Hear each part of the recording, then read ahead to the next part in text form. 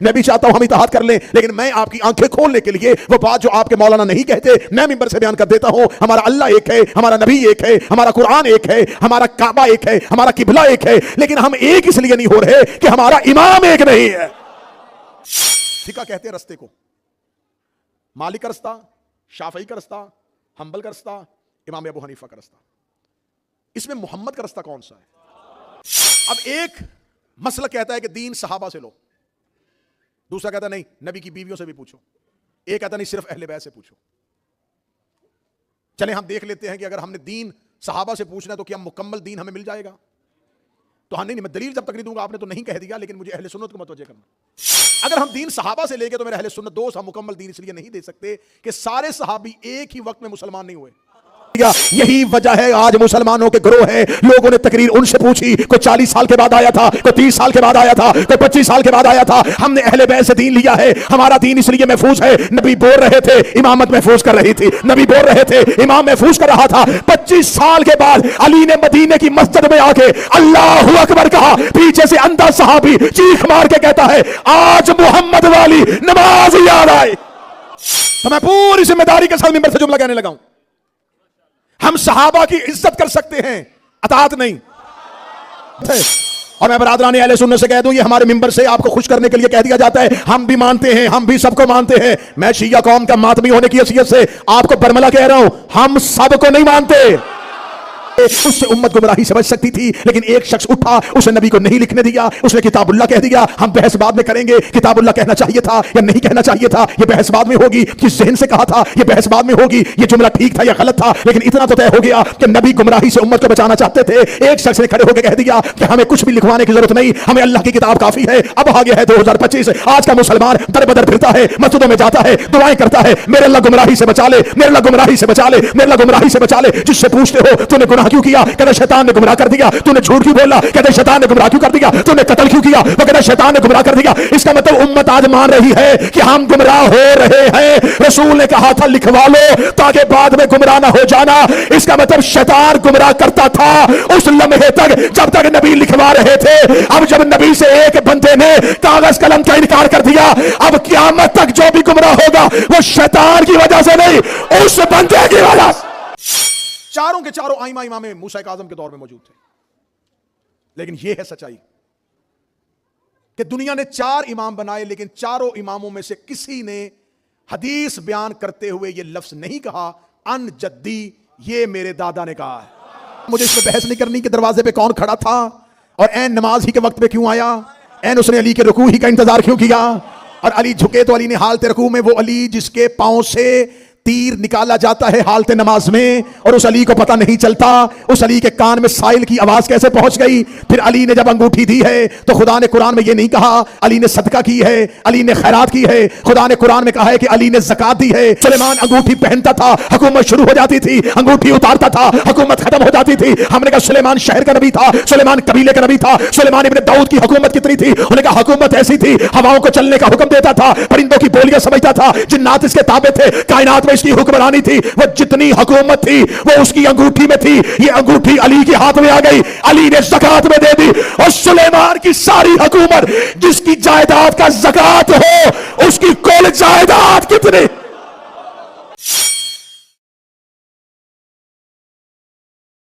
جیسا دعویٰ ہم کرتے ہیں، جیسا اپنے امامت کے عقیدے پہ کلیم ہم کرتے ہیں کہ ہم نے اپنے امام مانے ہیں، بنائے نہیں، دوسری طرف اس کے برعکس دعویٰ ہے کہ ہم نے اپنے امام بنائے بھی ہیں اور مانے بھی ہیں۔ اگر انسان اپنی مرضی سے اپنا امام بنائے گا تو وہ اپنے جیسا بنائے گا، اور اگر اللہ امام بنائے گا تو اپنے جیسا بنائے گا۔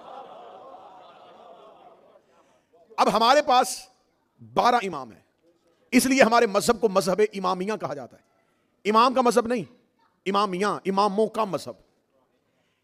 اس مذہب کے برعکس لوگوں کے پاس، مذہب اسلام کے باقی فرقوں کے پاس 4 امام ہیں۔ امام ابو حنیفہ جن کے ماننے والے حنفی کہلاتے ہیں، مالک کے ماننے والے مالکی کہلاتے ہیں، شافعی کے ماننے والے شوافی کہلاتے ہیں، حنبل کے ماننے والے حنبلی کہلاتے ہیں۔ یہ 4 ائمہ جو ہیں یہ مسلمان کے دوسرے فرقوں کے پاس ہیں، لیکن یہ بات کہنے پہ مجھے کوئی عار نہیں ہے کہ ان میں سے ہر امام نے دوسرے امام سے اختلاف کیا ہے، اگر وہ دوسرے امام سے اختلاف نہ کرتا تو وہ اس امام کا مقلد ہوتا، خود امام نہ ہوتا۔ اگر پہلے والا پھر دوسرے والا پہلے والے امام ہی کو مانتا تو پھر وہ علیحدہ امام نہیں بن سکتا تھا۔ اس نے اختلاف کیا، اختلاف کرنے کے بعد اپنا امامت کا دعویٰ کیا۔ تیسرا امام آیا، اس نے 2 سے اختلاف کیا، اس نے اپنا دعویٰ امامت کیا۔ چوتھا امام آیا، اس نے 3 سے اختلاف کیا اور اپنا دعویٰ امامت کیا۔ یہ ہے ادھر آئمہ کا فلسفہ کہ چاروں ایک دوسرے سے اختلاف کرتے ہیں تو اپنی امامت وضع کرتے ہیں۔ ادھر 12 ہیں، جو پہلے نے حلال کیا 12ویں تک حلال، جو پہلے نے حرام کیا 12ویں تک حرام۔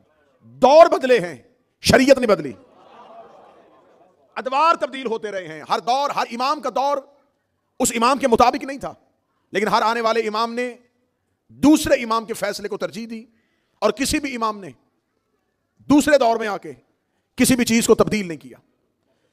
اب ہمارے نزدیک ہمارا اہل سنت اور برادران اسلام سے ایک مطالبہ ہے کہ آپ جب بھی چاہتے ہیں کہ اتحاد کی بات ہو، امن کی بات ہو، مسلمانوں کو متحد کرنے کی بات ہو، تو ایک آواز بلند کی جاتی ہے کہ دیکھیں ہمارا اللہ ایک ہے، ہمارا نبی ایک ہے، ہمارا قرآن ایک ہے، ہمارے تمام عقائد ایک ہیں، لیکن ہم مسلمان فرقوں میں کیوں ہیں، ہم گروہوں میں کیوں ہیں، ہم بٹے ہوئے کیوں ہیں، ہمارے اختلافات کیوں ہیں، ہمارے اختلافات ختم کیوں نہیں ہو رہے؟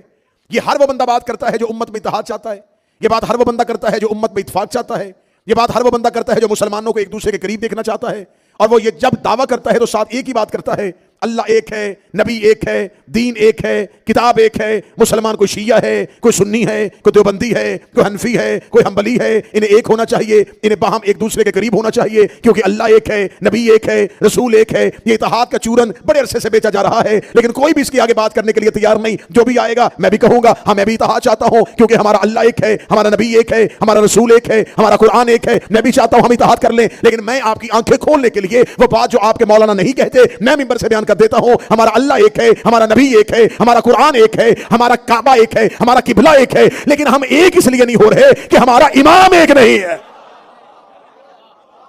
ہم اپنے اختلاف، ہمارے اختلاف نہیں ہیں، یہ لڑائیاں فرقوں کی لڑائیاں نہیں ہیں، یہ اماموں کی لڑائیاں ہیں۔ جھگڑا اماموں کا تھا، بھگتنا مانے والوں کو پڑ رہا ہے۔ یہ جھگڑا عوام کا نہیں ہے، امام کا ہے، کیونکہ یہ یہاں ہاتھ رکھ کے نماز پڑھتا ہے وہ اپنی مرضی سے نہیں پڑھتا۔ تھوڑا بولیں گے آپ میرے ساتھ؟ اپنے امام کے کہنے پہ پڑھتا ہے، جو یہاں ہاتھ رکھتا ہے، جو کھول کے پڑھتا ہے۔ تو اب یہاں والا بھی دلیل قرآن سے دیتا ہے، یہاں والا بھی قرآن سے دلیل دے رہا ہے، یہاں والا بھی حدیث لے کے آ رہا ہے، یہاں والا بھی حدیث لے کے آ رہا ہے۔ تو یہ ایسے ہو ہی نہیں سکتا کہ نبی اپنی زندگی میں یہاں بھی رکھتے ہوں، یہاں بھی رکھتے ہوں، یہاں بھی رکھتے ہوں، کھول کے بھی پڑھتے ہوں۔ نبی نے تو ایک طریقے سے پڑھی، یہ والا کہہ رہا ہے کہ ایسے پڑھتے تھے، یہ کہہ رہا ہے ایسے پڑھتے تھے، یہ کہہ رہا ہے ایسے پڑھتے تھے، یہ کہہ رہے ہیں ایسے پڑھتے ہیں۔ اب یہ والا کہہ رہا ہے کہ میری ٹھیک ہے، یہ کہہ رہا میری ٹھیک ہے، یہ کہہ رہا میری ٹھیک ہے، یہ کہہ رہا میری ٹھیک ہے۔ جھگڑے ختم کر دیتے ہیں، چٹکی میں مسئلہ حل کر لیتے ہیں۔ ہم یہ بحث نہیں کرتے کہ کس کی غلط ہے کس کی ٹھیک ہے، نماز کس کی کتاب میں ہے کس کی نہیں ہے، نماز کس کی صحیح ہے کس کی غلط ہے۔ یہ بحث بعد میں کریں گے نماز کس کی ٹھیک ہے، پہلے یہ پتہ کریں امام کس کا ٹھیک ہے۔ کیونکہ جس نے یہاں ہاتھ رکھ کے نماز پڑھی ہے اس نے بھی مرضی سے نہیں پڑھی، امام کے کہنے پہ پڑھی ہے۔ جس نے کھول کے پڑھی ہے، ہم نے بھی اپنی مرضی سے نہیں پڑھی۔ ہمارے اماموں نے کہا ہے کہ نبی کھول کے پڑھتے تھے، ہم نے کھول کے پڑھی۔ امام مالک کے ماننے والوں نے کہا ہم بھی کھول کے پڑھتے ہیں، باقی دو ائمہ نے کہا نہیں ہم باندھ کے پڑھتے ہیں۔ تو اس کا مطلب ہے کہ ہم اس بحث سے نکلتے ہیں، تھوڑا سا اتحاد کو دائرے کو بڑھا کے آگے نکلتے ہیں۔ ہم نے یہ دیکھنا ہے کہ ہر امام کہہ رہا ہے کہ نبی ایسے پڑھتے تھے، مسئلہ حل ہو سکتا ہے۔ پہلے یہ پتا کریں کس کے امام نے نبی کو نماز پڑھتے دیکھا ہے۔ آپ اخبارات میں دیکھتے ہیں، آپ ٹیلی ویژن میں دیکھتے ہیں، تو آپ رمضان کے سحر و افطار کے وقت دیکھ رہے ہوتے ہیں فقہ حنفیہ کے مطابق روزہ اتنے بجے کھلے گا، فقہ جعفریہ کے مطابق۔ اب فقہ حنفیہ، فقہ حنبلی، فقہ مالک، فقہ شافعی۔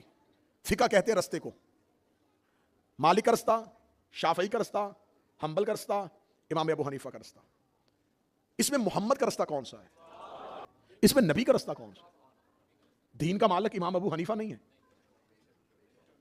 دین کا وارث امام شافعی نہیں ہے۔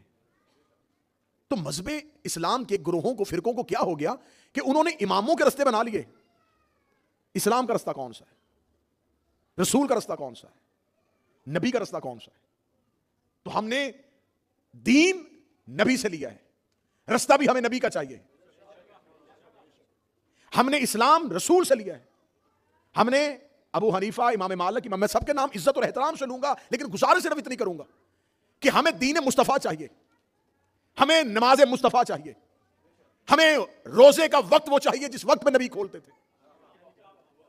हम 2025 में आए हैं, हम 2000 में आए हैं, हम 1900 में पैदा हुए हैं, हम 1800 में पैदा हुए हैं, तो हमारा क्या कसूर?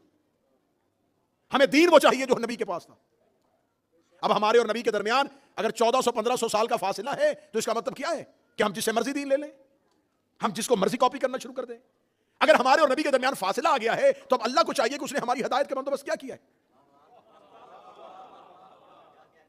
अब हमारे पास नबी की जिंदगी तक पहुंचने के लिए देखें, जैसे जैसे हम आगे बढ़ते जाएंगे ना, इख्तलाफात बढ़ते जाएंगे, क्योंकि पानी में जितना आगे चलते जाते हैं पानी गहरा होता जाता है।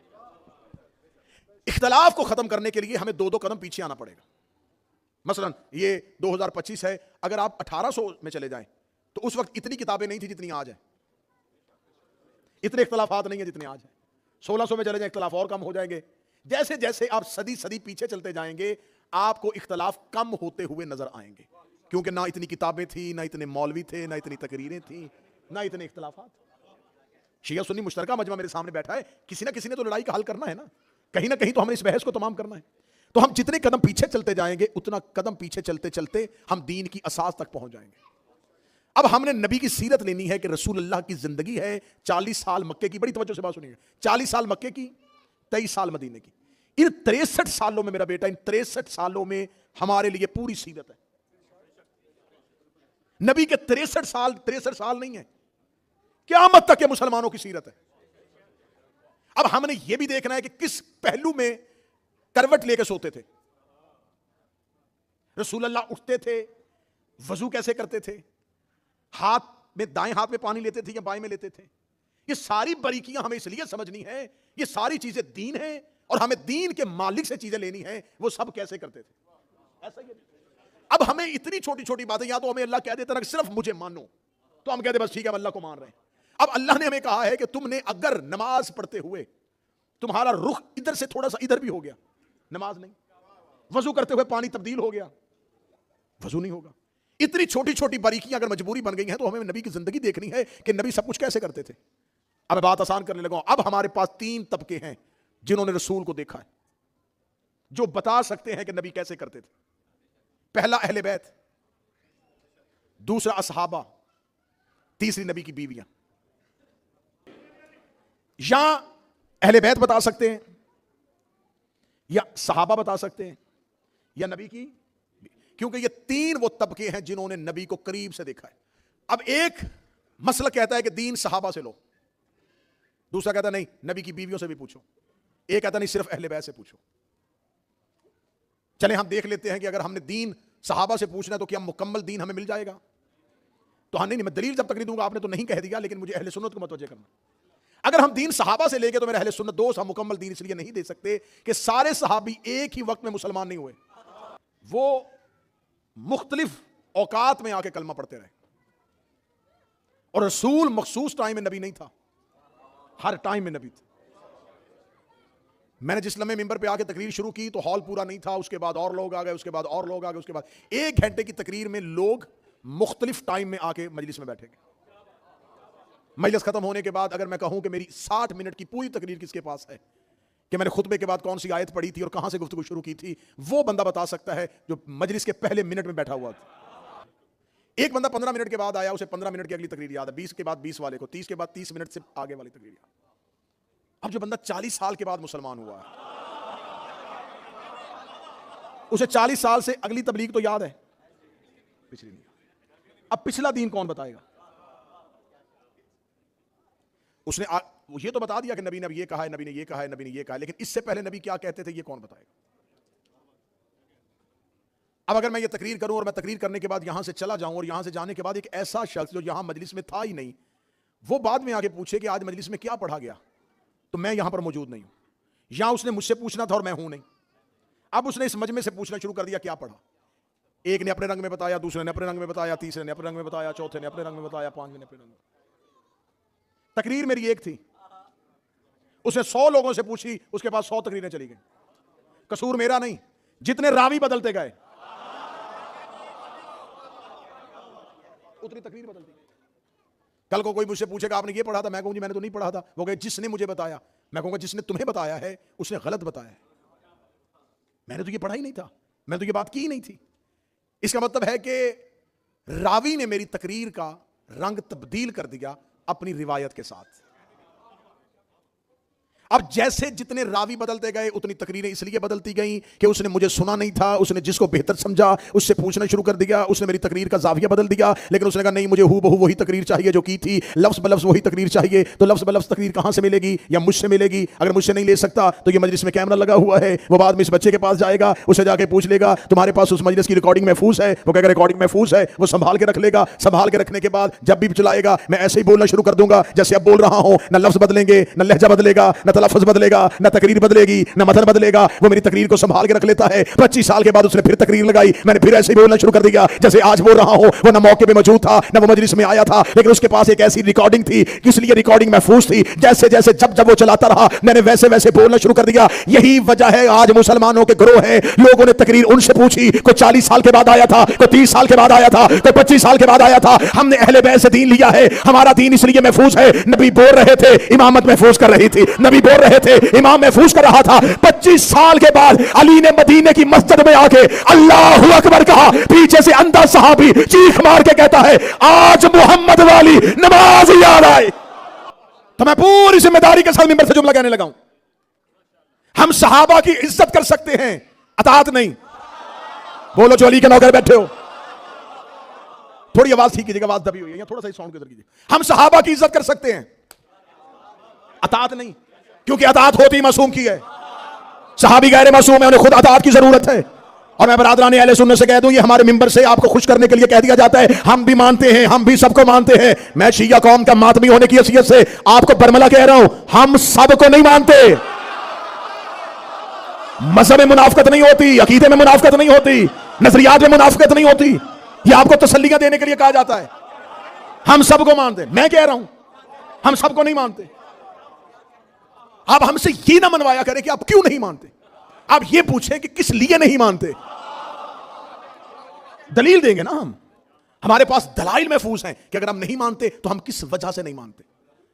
یہ صرف اعتراض اور آگے سے، کیونکہ اعتراض اتنا گھناؤنا اور اتنا بھیانک ہے. شیعہ معاذ اللہ نبی کی بیویوں کا احترام نہیں کرتے. ہم اب ممبر سے قسمیں کھانی شروع کر دی جاتی. اور پھر کیونکہ میں خود ممبر کا آدمی ہوں، ہمارے ممبر سے بیان کیا جاتا ہے ہماری جان قربان رسول کے سچے صحابہ پر. مجمع بھی خوش، سننے والا بھی خوش. مجمع اس لیے خوش کہ اس نے سچے کہہ دیا. نیچے سارا مجمع تائید کر دیتا نعرہ لگا کے کہ انہوں نے سچے کہا ہے. تو ظاہری بات ہم سمجھ گئے، جہاں آواز پہنچ رہی ہوتی ان کے نزدیک سارے سچے.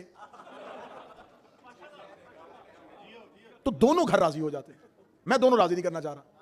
میں چاہ رہا ہوں دونوں گھروں سے تھوڑے مل جائیں، لیکن ملے وہ جو حد تک پہنچ جائیں. ہم پر اعتراض ہے آپ نہیں مانتے، آپ انہیں نہیں مانتے، آپ انہیں نہیں مانتے. حضور ہم نے دین لینا ہے. ہمارے پاس ایک ایسا ہادی، ایک ایسا امام ہونا چاہیے جو ہمیں وہ دین دے جو نبی کے پاس تھا، جو رسول اللہ کے پاس تھا. کہتے جی رسول اللہ جاتے ہوئے کوئی واضح طور پہ کسی امام کو نامزد نہیں کر کے گئے تھے، رسول چلے گئے. یہ کیسے ہو سکتا ہے؟ یہ کیسے ہو سکتا ہے کہ وہ رسول ہمیں یہ بتا کے گیا ہے کہ دائیں ہاتھ سے کھانا کھانا ہے، اور یہ نہیں بتا کے گیا کہ تمہارا امام کون ہے؟ کہتے نہیں، اس کے لیے کوئی واضح دلیل نہیں. آئیں ہم آپ کو دلیل بتاتے ہیں. رسول اللہ کی زندگی کے آخری ایام میں ایک ایسی جمعرات آئی ہے جس میں رسول اللہ کی حجرے میں صحابہ کی کثیر تعداد موجود تھی. میں پیغام پہنچا رہا ہوں. اور یہ بات شیعہ کتابیں اس کا دعویٰ نہیں کر رہی ہیں، اہل سنت کتابیں بھی اس کا دعویٰ کر رہی ہیں. صحیح بخاری میں 7 جگہوں پہ یہ حدیث آئی ہے. 7 جگہوں پہ کہ رسالت مآب اپنے آخری ایام میں اپنے بستر پہ تھے، اور بستر بیماری پہ رسالت مآب کے حجرے میں صحابہ کی کثیر تعداد تھی. اور رسول نے صحابہ سے کہا مجھے کاغذ قلم دو تاکہ میں تمہیں کچھ ایسا لکھ دوں جس سے تم میرے بعد گمراہ نہ ہو جاؤ. میں نے لفظ روک روک اس لیے پڑھا ہے کہ اگر کوئی تقریر سننے کے بعد بخاری کھولے بھی تو لفظوں کا ہیر پھیر بھی نہ ہو. میں تمہیں کچھ ایسا لکھ دوں جس سے تم میرے بعد گمراہ نہ ہو. جس لمحے رسول یہ بات کر رہے تھے اس دور میں لندن کے شیعہ نہیں تھے، پاکستان کے شیعہ نہیں تھے، صحابہ کرام رضوان اللہ علیہم اجمعین کا مجمع تھا اور رسول کہہ رہے تھے میرے بعد گمراہ ہو جاؤ گے. نا نا نا نا نا ہاتھ نیچے رہا ہے. اس کا مطلب ہے نبی کو ان کی گمراہی کا خطرہ تھا. کن لوگوں سے رسول کہہ رہے تاکہ تم میرے بعد. رسول نے یہ نہیں کہا مجھ سے کچھ لکھوا لو تاکہ بعد میں آنے والی امت گمراہ نہ ہو جائے. اگر رسول کو ان کا اتنا یقین ہوتا تو رسول کہتے تمہارا تو مجھے یقین ہے لیکن لکھوا کے رکھ لو تاکہ بعد میں آنے والی امت گمراہ نہ ہو جائے. بعد میں آنے والی امت کا لفظ ہی نہیں آیا. تم صحیح بخاری 7 جگہ تم میرے بعد. میں نے زاویہ ایک نیا دینا تاکہ تم میرے بعد. یہ ہے کیونکہ اہل سنت کا موقف، برادران اہل سنت کا موقف یہ ہے کہ اہمیت امام تو ہے لیکن تکرر امام رسول نے نہیں کیا.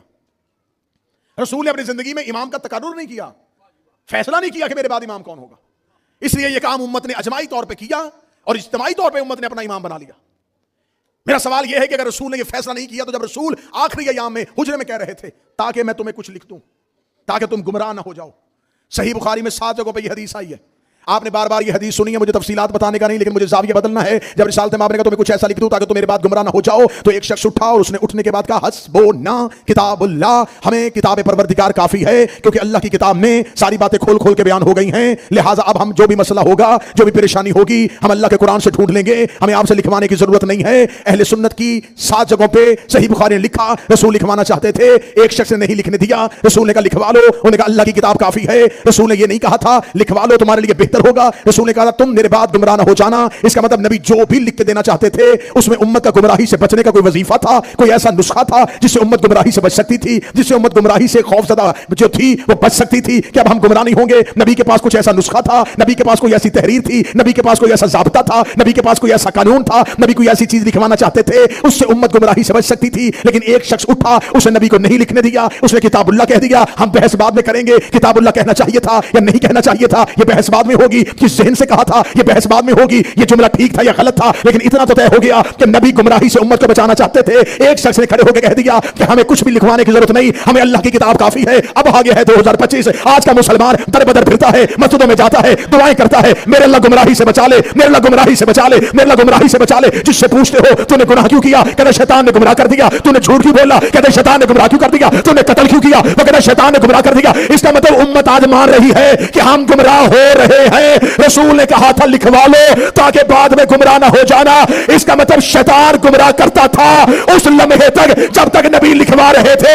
اب جب نبی سے ایک بندے نے کاغذ قلم کا انکار کر دیا، اب قیامت تک جو بھی گمراہ ہوگا وہ شیطان کی وجہ سے نہیں، اس بندے کی وجہ سے.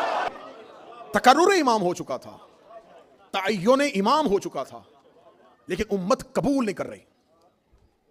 اب رسالت مآب نے اپنی زندگی کے آخری ایام میں جو تاریخ سے دلچسپی رکھتے ہیں وہ سر اٹھائیں. رسالت مآب نے اپنی زندگی کے آخری ایام میں ایک لشکر ترتیب دیا تھا جس لشکر کو لشکر اسامہ کہتے ہیں. 17 سال کا نوجوان رسول نے نام بتایا تھا اور اہل سنت برادران کی کتابوں میں لکھا ہے کہ رسول اکرم نے فرمایا تھا جو لشکر اسامہ پہ نہ جائے گا وہ ملعون ہوگا. کسی حکم کے بارے میں نبی نے اتنی تاکید نہیں کی جتنی لشکر اسامہ کے بارے میں کی. جو نہیں جائے گا وہ ملعون ہوگا. اور 17 سال کا ایک ینگ لڑکا اسے کہہ رہا ہے کہ اس کی سرپرستی میں جاؤ. وہ نبی جو امت کے لیے امام نہیں بنا رہا، وہ لشکر کا امیر کیسے بنا رہا تھا؟ ایک لشکر کا امیر رسول نے خود چنا. جاؤ اسامہ کے ساتھ جاؤ، اسامہ کی سرپرستی میں جاؤ. اب اس لمحے بھی اعتراض ہوا تھا، یا رسول اللہ یہ اسامہ زید بن حارثہ کا بیٹا 17 سال کا لڑکا، اس کی قیادت میں اتنے جید لوگ چاہیں، کیا کہنے حکمت پیغمبر کے. نبی کو خبر تھی، نبی نے اپنی زندگی میں اسامہ کی سرپرستی اس لیے دی. نبی کو پتا تھا کہ کل کو علی سے خلافت یہ کہہ کے واپس لی جائے گی کہ علی چھوٹا ہے. سنے مبارک ہم علی جو ہے وہ کم ہے، ہم لوگ جو ہیں وہ علی سے عمر سن کے اعتبار سے بڑے ہیں. تو نبی نے زندگی میں اسامہ کی قیادت دے دی. تو جو نبی امام کا تعین نہیں کر رہا، اس نے لشکر کا امیر ایک 17 سال کا نوجوان اپنی زندگی میں بنایا. تو ایک اتنا سا مختصر سا لشکر نبی بغیر امام کے نہیں بھیج رہا. تو یہ کیسے ہو سکتا ہے کہ اپنے بعد وہ اپنی امت کو بغیر امام کے چھوڑ کے چلا جائے؟ اب میرا اہل سنت دوست، اگر آپ نے حنفی فقہ بھی لینی ہے، حنبلی بھی لینی ہے، شافعی بھی لینی ہے، مالکی بھی لینی ہے، ہمیں کوئی اعتراض نہیں، لیکن ان چار ائمہ اور نبی کے درمیان ایک لمبا فاصلہ ہے. ہم نے رسول کے بعد ایک اتنا سا لمحہ بھی بغیر امام کے نہیں رکھا. ہم نے رسول کے فوراً بعد علی کو امام، پھر ہمارے بعد ائمہ کا سلسلہ شروع ہو گیا. آپ نے نبی کے فوراً بعد امام نہیں بنایا، آپ نے خلیفہ بنایا. آپ نے نبی کے بعد پہلا امام نہیں بنایا، خلیفہ بنایا، دوسرا خلیفہ، تیسرا خلیفہ، چوتھا خلیفہ، پانچواں خلیفہ. جب آپ چھٹی خلافت پہ پہنچے اور ساتویں خلافت آنے والی تھی، تب آپ کو پتا چلا کہ ہمارے پاس تو امام ہی کوئی نہیں. میں منبر سے تاریخی حقائق بیان کروں کہ ہمارے ساتویں امام وہ امام ہیں جن کے دور میں یہ چاروں ائمہ موجود تھے. ساتویں امام کا دور وہ دور ہے جس نے چاروں ائمہ کا دور دیکھا ہے. امام موسیٰ کاظم علیہ السلام کے دور میں چاروں کے چاروں ائمہ امام موسیٰ کاظم کے دور میں موجود تھے. لیکن یہ ہے سچائی کہ دنیا نے چار امام بنائے، لیکن چاروں اماموں میں سے کسی نے حدیث بیان کرتے ہوئے یہ لفظ نہیں کہا ان جدی، یہ میرے دادا نے کہا ہے. کسی نے لفظ جدی استعمال نہیں کیا. سب نے کہا کالا فلاں، میں نے اس سے سنا، اس نے اس سے سنا، اس نے اس سے سنا، اس نے اس سے سنا، اور اس نے رسول سے سنا. کیونکہ ان کی اور رسول کے درمیان اتنا لمبا گیپ آ گیا تھا کہ وہ یہ دعویٰ کر ہی نہیں سکتے تھے کہ ہم نے ڈائریکٹ رسول سے سنا. ان کو اپنا حدیث کا سلسلہ نبی تک جوڑنے کے لیے درمیان میں کچھ لوگ چاہیے تھے جو اس دور سے لے کے نبی کے دور تک جائیں. آپ جتنی بھی حدیث کی کتابیں لیں گے جو ائمہ اربعہ سے ہیں، چار اماموں سے ہیں، ان تمام حدیث کی کتابوں میں کوئی حدیث بھی ڈائریکٹ رسول سے نہیں. درمیان میں ایک سلسلہ ہے راویوں کا جو ان کی حدیث کو نبی کے ساتھ جا کے جوڑتا ہے. یہ ہے میرے مذہب کی سچائی. ہمارے 11ویں امام نے بھی کہا ہے نا، تو درمیان میں کوئی اور نہیں، سیدھا کہا قال رسول اللہ. 11ویں امام کا دور کہاں اور نبی کا دور کہاں؟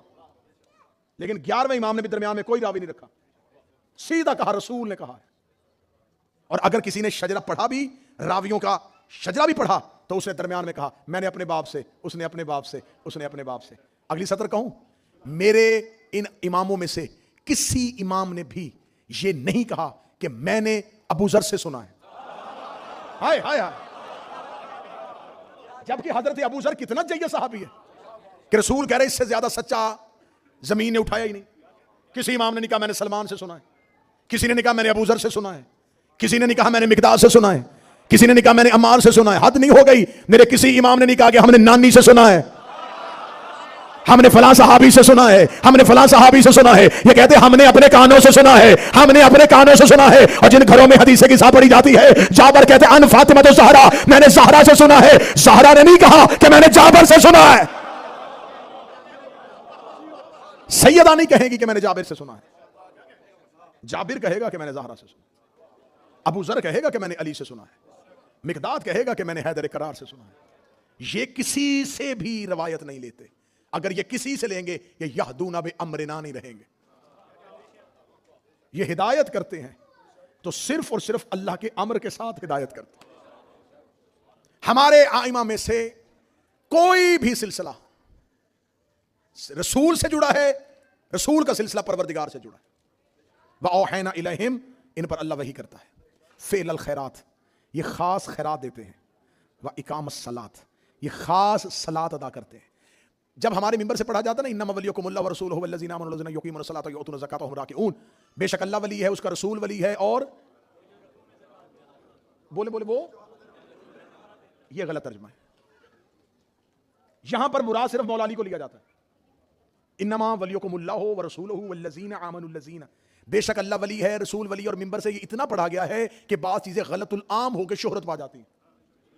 ترجمہ کرنے والا کہتا ہے اللہ ولی ہے، رسول ولی ہے، اور وہ علی ولی ہے جو حالت رکوع میں زکات دیتا ہے.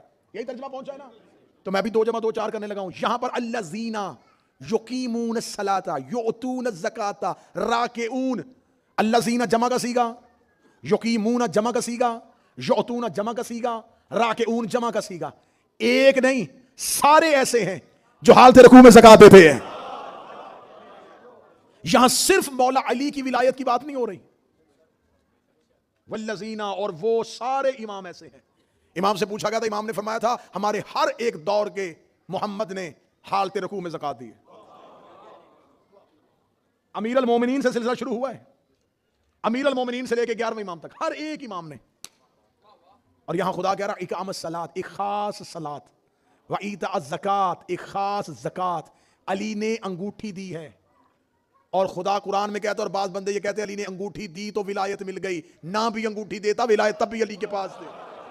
یہ کس نے کہہ دیا ہے کہ علی بستر پہ سوئے تھے تو خدا کی مرضیاں ملی تھی؟ یہ کس نے کہا ہے کہ علی میدان میں گئے تھے تو شاہ مردہ بنے تھے؟ علی واقعات کی وجہ سے فضائل نہیں لیتا, فضائل واقعات کا انتظار کر رہے ہوتے. مولا امیر المومنین مسجد میں تھے. اب مجھے یہی مجمع بول کے بتائے کہ جب علی مسجد میں نماز پڑھتے ہوں گے, آپ اپنے ذہن سے اندازہ لگا کے بتائیے گا کہ امیر المومنین اگلی صف میں کھڑے ہو کے نماز پڑھتے ہوں گے یا جماعت کی پچھلی صف میں؟ یہ کوئی جواب ہی نہیں ہے, نہ اگلی ہے نہ پچھلی ہے. اگلی میں یا پچھلی میں؟ اگلی صف. ظاہری بات ہے کہ علی جیسا اگلی صف میں کھڑا ہوگا. پیچھے صفیں, علی اگلی صف میں. سائل آیا دروازے پہ, علی ہے اگلی صف میں.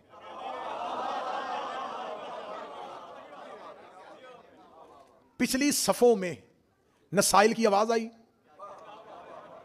اور مولا امیر المومنین نے جب رکوع کی حالت میں انگوٹھی اتاری تو پچھلی صف والے نے پکڑ کے سائل کو نہیں دی.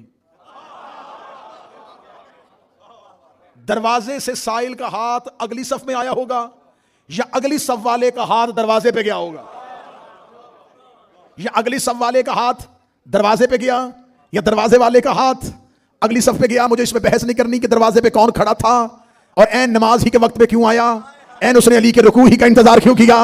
اور علی جھکے تو علی نے حالت رکوع میں, وہ علی جس کے پاؤں سے تیر نکالا جاتا ہے حالت نماز میں, اور اس علی کو پتہ نہیں چلتا اس علی کے کان میں سائل کی آواز کیسے پہنچ گئی. پھر علی نے جب انگوٹھی دی ہے تو خدا نے قرآن میں یہ نہیں کہا علی نے صدقہ کی ہے, علی نے خیرات کی ہے. خدا نے قرآن میں کہا ہے کہ علی نے زکات دی ہے. زکات اپنی مرضی سے نہیں ہوتی, زکات نصاب میں ہوتی ہے. آپ کے پاس جتنی پراپرٹی ہوتی ہے اس کا 2.5% آپ کی زکات ہوتی ہے. آپ اپنی زکات مرضی سے دے نہیں سکتے, نہ مرضی سے گھٹا سکتے ہیں نہ مرضی سے بڑھا سکتے ہیں. لوگوں نے زکات کا ایک دن مقرر کیا ہے, کوئی کہتا میں رمضان میں دیتا ہوں, کوئی کہتا میں رجب میں دیتا ہوں, کوئی کہتا میں شعبان میں دیتا ہوں. لہٰذا زکات ایک دن دی جاتی ہے, ایک مخصوص ٹائم میں دی جاتی ہے. یہ کون سی زکات ہے جو حالت نماز میں دی جا رہی ہے, حالت رکوع میں دی جا رہی ہے؟ اور علی صدقہ بھی نہیں دے رہا, علی خیرات بھی نہیں دے رہا, علی زکات دے رہا ہے. زکات میں گئی ہے انگوٹھی. ہم نے پوچھا تاریخ سے یہ علی کے ہاتھ میں جو انگوٹھی تھی یہ زمرد تھا, یہ عقیق تھا, یہ کون سا پتھر تھا؟ انہوں نے کہا یہ علی کے ہاتھ میں وہی انگوٹھی تھی جو سلیمان ابن داؤد کے ہاتھ میں ہوتی تھی. سلیمان ابن داؤد کی انگوٹھی وراثت نبیوں سے ہوتی ہوئی علی کے ہاتھ میں آ گئی تھی. ہم نے کہا سلیمان کی انگوٹھی کتنی قیمتی تھی؟ انہوں نے کہا قرآن کی گواہی ہے سلیمان انگوٹھی پہنتا تھا حکومت شروع ہو جاتی تھی, انگوٹھی اتارتا تھا حکومت ختم ہو جاتی تھی. ہم نے کہا سلیمان شہر کا نبی تھا, سلیمان قبیلے کا نبی تھا. سلیمان ابن داؤد کی حکومت کتنی تھی؟ انہوں نے کہا حکومت ایسی تھی ہواؤں کو چلنے کا حکم دیتا تھا, پرندوں کی بولیاں سمجھتا تھا, جنات اس کے تابع تھے, کائنات میں اس کی حکمرانی تھی. وہ جتنی حکومت تھی وہ اس کی انگوٹھی میں تھی. یہ انگوٹھی علی کے ہاتھ میں آ گئی, علی نے زکات میں دے دی. اور سلیمان کی ساری حکومت جس کی جائیداد کا زکات ہو اس کی کل جائیداد کتنی؟ فعل الخیرات و اقام الصلاۃ و ایتاء الزکات. امام کا تعین ہو گیا ہے اس کی صلاۃ کی وجہ سے. امام کی نشانی ہے اس کا نماز بھی پڑھنا اور زکات بھی دینا. یہ ایک ہے اس کا ظاہری ترجمہ, ایک ہے اس کا باطنی ترجمہ. معصوم سے پوچھا گیا تھا کہ مولا امیر المومنین کا حالت رکوع کو خدا نے قرآن میں کیوں بیان کیا؟ فرمایا اس لیے کہ رکوع قیام اور سجدے کے درمیان ہے. جو قیام کو سجدے سے ملائے اسے رکوع کہتے ہیں. قیام ہے اللہ کے لیے, سجدہ ہے مخلوق کے لیے. اللہ اور مخلوق کے درمیان امام کی وہی نسبت ہے جو قیام اور سجدے کے درمیان رکوع کی ہوتی ہے. جیسے نماز میں رکوع ہوتا ہے ایسے امت میں امام ہوتا ہے. نہ خالق ہوتا ہے اور نہ مخلوق ہوتا ہے. جو قیام کو سجدے سے اور سجدے کو قیام سے ملائے اسے امام کہتے ہیں. میرے چھٹے شہنشاہ کا شاگرد ہے ہشام, گزر رہا تھا اور دربار خلافت میں اس بات میں بحث ہو رہی تھی کہ امت کو امام کی ضرورت نہیں ہے, ضرورت امام نہیں ہے. ہشام جا کے پیچھے بیٹھ گیا, تقریر پوری سنی. تقریر سننے کے بعد آواز دی گئی مفتی بغداد کی جانب سے کہ کسی نے کوئی سوال پوچھنا ہو تو پوچھے. ہشام اٹھ کے کھڑا ہوا. ہشام نے کہا جی میرا سوال یہ ہے کہ اللہ نے آپ کو آنکھیں کیوں دی ہیں؟ اسے کہا یہ کون سا سوال ہے؟ ہشام نے کہا یہی سوال پوچھنا چاہتا ہوں. اسے کہا آنکھیں دی ہیں دیکھنے کے لیے, کان سننے کے لیے, زبان بولنے کے لیے. नाक सूंघने के लिए। उसने कहा अल्लाह ने तुम्हें दिल क्यों दिया है? दिल का क्या काम है? उसने कहा दिल इन तमाम अज़ा को कंट्रोल करता है। मेरा जी चाहता है तो मैं देखता हूं, मेरा दिल चाहता है तो मैं खाता हूं, मेरा दिल चाहता है तो मैं सुनता हूं। उसने कहा इसका मतलब है ये दिल तेरे जिस्म का इमाम है। उसने कहा हाँ, ये दिल मेरे बदन का इमाम है। उसने कहा डूब के मर जा। अल्लाह ने बदन बगैर इमाम के नहीं छोड़ा तो कायनात बगैर इमाम के कैसे छोड़ा? इतना सा जिस्म अल्लाह ने बगैर इमाम के नहीं रखा तो कायनात बगैर इमाम के कैसे? ये कहना था या उसने फौरन मिंबर से बैठे हुए कहा कहीं तो जाफर सादिक का शागिर्द तो नहीं? और ये आज तक चलता है, आप मुश्किल सवाल करें फौरन आगे से जवाब आ जाएगा शिया तो नहीं, क्योंकि मुश्किल सवाल हमेशा मुश्किल कुशा के मानने वाले करते हैं। उसका क्या तू जाफर सादिक का शागिर्द तो नहीं? फरमाया हाँ मेरा नाम हशाम है। हशाम ये कह के मौला के दरबार में गया। मौला के दरबार में गया तो हशाम के चेहरे पे बड़ी खुशी थी। इमाम उठे, इमाम ने हशाम को सीने से लगाया। हशाम कहता मौला आज तो बहुत बड़ी बात हो गई। मौला पूरा ऐसे मस्जिद भरी हुई थी और इतने तेरे दुश्मन बैठे हुए थे, मौला मेरे अंदर पता नहीं कहां से हौसला आ गया, मैंने उठ के सवाल कर दिया और सवाल मैंने सोचा भी नहीं था, मैंने यूं कर दिया और उसकी अंगुश बदंदा हो गया, उसको कोई जवाब ना मिला। मौला मेरे अंदर इतनी जुर्रत आ गई और मैंने वो सवाल किया जो मैंने कभी सोचा ही नहीं था। इमाम ने हशाम को सीने से लगा, हशाम लिख ले मेरी हदीस, क़यामत तक के लिए जब भी हमारा मुहिब, जब भी हमारा दोस्त दुश्मनों के सामने आएगा हम उसकी जुबान भी बनेंगे, उसका दिल भी बनेगा। जुर्रत भी हम देंगे, जुर्रत भी हम देंगे, सवाल भी हम देंगे। अब्दुल्लाह इब्न मसूद को जब मुआविया बिन अबू सुफियान छैयों से मरवा रहा था तो मरवाते हुए उसने कहा क्या मिला तुम्हें अली को मान के? अब भी अली को छोड़ दे, मैं तेरी जिंदगी को अमान देता हूं। अब्दुल्ला ने कहा नहीं छोड़ सकता। उसने कहा अगर नहीं छोड़ सकता चल इतना बता दे, नबी का सहाबी है, मुफस्सिर कुरान है, इतना तेरा मैं हया कर लेता हूं, सिर्फ इतना बता मेरे हाथ से कैसे मरना चाहता है? जख्मी अब्दुल्ला ने सर उठा के कहा बिल्कुल ऐसे ही जैसे 12वें के दौर में तू मेरे हाथों से मरना चाहता है। इमाम वक्त का तअय्युन, इमाम वक्त का तकर्रुर अल्लाह करता है, नबी उसका सिर्फ ऐलान करता है। अस्सलाम वालेकुम दोस्तों, कैसे हैं आप सब? उम्मीद करता हूँ आप सब खैरियत से होंगे। हमारी ये वीडियो आपको कैसी लगी है हमें कमेंट सेक्शन में ज़रूर बता दिया करें। और अल्लामा आसफ रज़ा अलवी की इस मजालिस को सुनकर आपका बहुत सा कंसेप्ट भी क्लियर हुआ होगा और बहुत से सवालों के जवाब भी आपको मिल गए होंगे। बस इसीलिए आपसे ये दरख्वास्त रहती है कि हमारे वीडियो को लाइक, सब्सक्राइब और शेयर भी ज़रूर किया करें ताकि हर आने वाली नई वीडियो ऐसे ही आपके पास बर वक़्त पहुँचती रहे। और आपसे ये रिक्वेस्ट रहती है कि हमारी इस वीडियो को अपने दोस्त, अहबाब और रिश्तेदारों के साथ भी ज़्यादा से ज़्यादा शेयर किया करें ताकि उनके पास भी ज़िक्र मोहम्मद वाले मोहम्मद की मजालिस बर वक़्त पहुँचती रहें। क्योंकि जब हमारे चैनल को लाइक, सब्सक्राइब या शेयर करते हैं तो इससे हमारी हौसला अफजाई होती है। वीडियो देखने का बहुत शुक्रिया। अस्सलाम वालेकुम वरहमतुल्लाह।